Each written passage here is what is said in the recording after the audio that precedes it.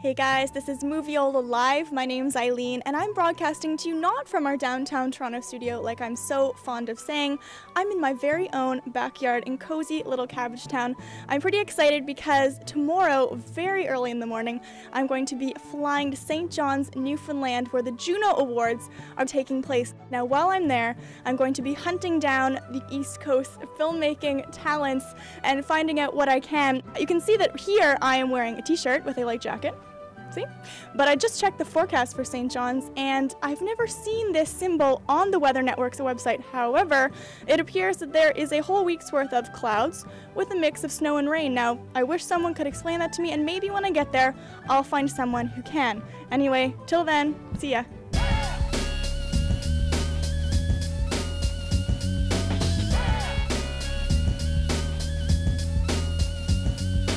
I literally stepped off the plane 2 hours ago. I came straight here to this wonderful store where I'm about to be screeched in. I don't exactly know what that means yet, but I'm going to find out. At the end of this ceremony, I'm going to ask you all a question. I'm going to ask you, is ye a screecher? With joy in your hearts, you're going to say, "Deed I is me old cock, and long may your big jib draw." And that's the answer. Go Eileen. Go Eileen. Nice. How was that? It's screechy. Is she a screecher, my dear? Deed I is me old cock, and long may your big jib draw. Nice head action. Congratulations. Thank Very you. nicely done.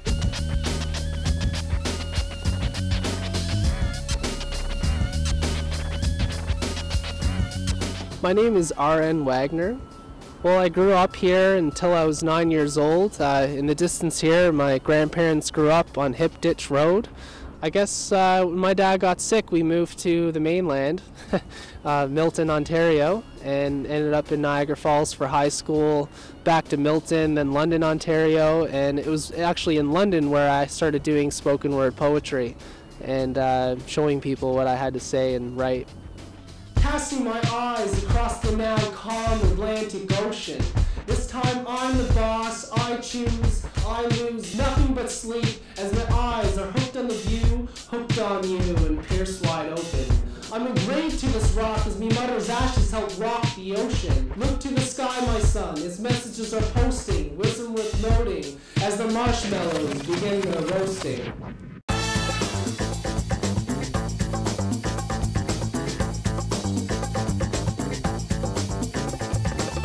NIFCO, the film co-op, is really the heart of the film community here. I mean, all roads lead back to NIFCO. We've been lucky enough, I've been lucky enough to have worked on, a dozen films with amazing crew, with resources that I'm able to access that I don't think would be as easily accessible in a bigger city when you have 5-10 times the amount of people trying to do what you're doing. I have had such great experiences working on my films. Films with no money, volunteer crew, and we have the greatest time. Newfoundland is certainly the most supportive place I've ever been to for any sort of work like this, such as making film and stuff like that. I went to school in Vancouver at VFS, which is Vancouver Film School, and it's like this fantastic 1-year intensive, they just throw you in. And when I came home, I told myself that I would stay here as long as I kept getting more work every year. And it's been 10 years, and now I'm at the point where I have too much work to do.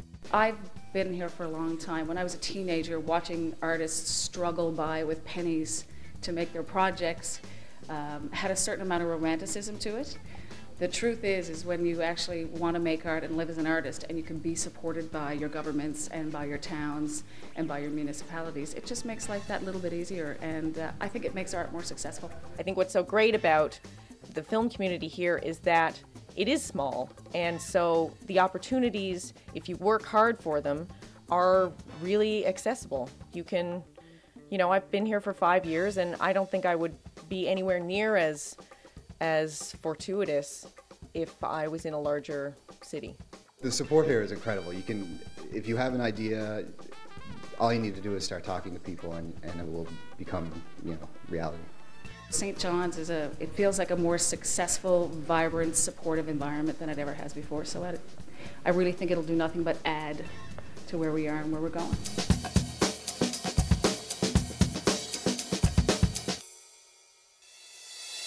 Tell me a little bit about the First Time Filmmaker program and how it helps filmmakers just starting out. I would say any Newfoundland filmmaker that you talk to today has gone through the program.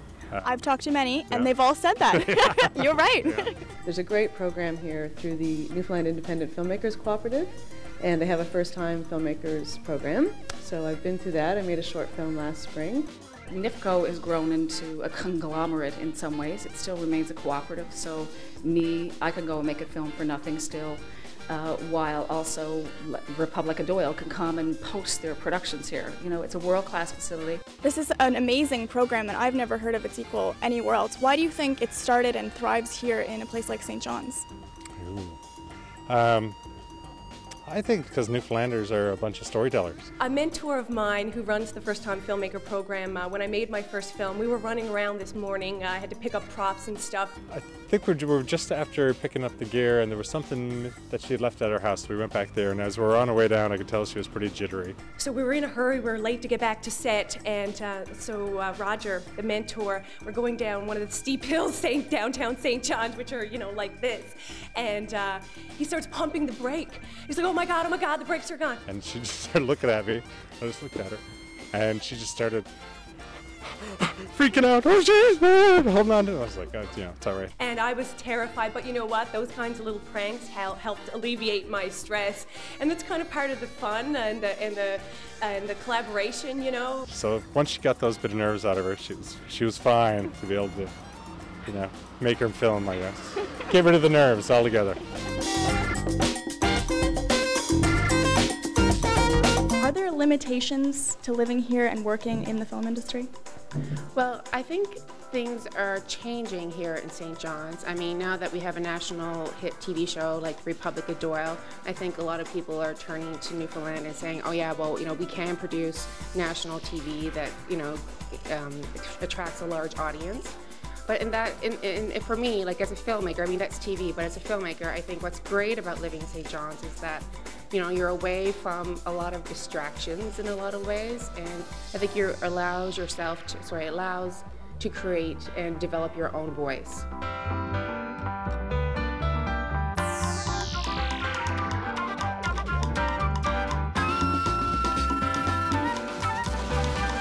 I think that people are allowed to be who they want to be because of the kind of culture we come from. We're often jacks of all trades, masters of none, not necessarily, but we need to be able to survive. And in order to survive, we're collaboratively, collectively together. But also that allows you freedom, I think, when you know you don't have to depend on yourself for everything. And this is that kind of town. Film is not necessarily as competitive here as it is elsewhere. And I've worked all over the industry, and here people want to help each other. So that allows a certain freedom, if that makes sense, you know? This place is heaven on earth. I mean, it's the best kept secret in the entire world, I think. Let alone the people, just the environment that we're in, just living on this land and having to deal with weather like today. I mean, last night we got like a big, huge snowstorm like it was February. So, I mean, anything can happen here at any time. And I think that's what people really enjoy.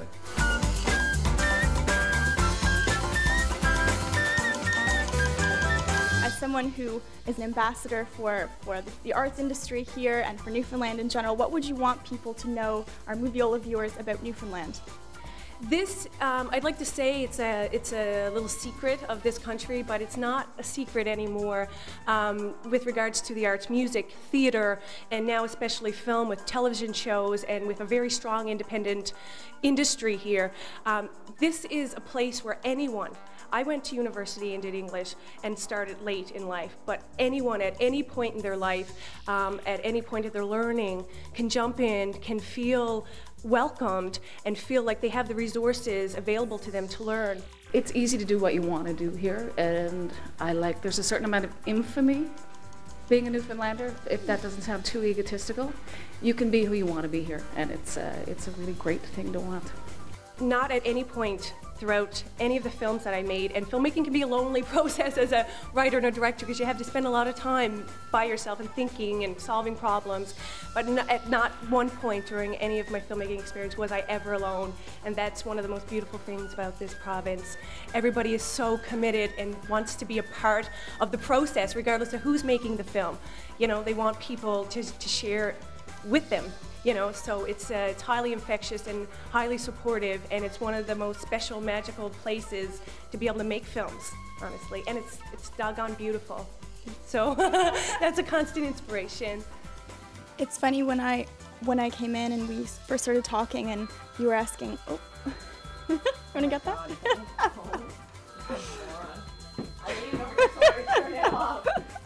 Oh, there's somebody at the door. Do you want to get it? Yeah. We're not live. That's a good question, though. Well, we want to show as many films as possible. Oh, right. For the crime. We're going to spin St. John's. It's a really seedy place. I'm here in St. John's outside of NIFCO, the Newfoundland and Labrador Filmmakers Co-op, and I've been speaking with the man, Roger Monder. Man. I'm just going to refer to you as the man. That's how everyone else refers to you. Oh, really? Really. You're the man. Roger the man Monder. Really? Yeah. Wow.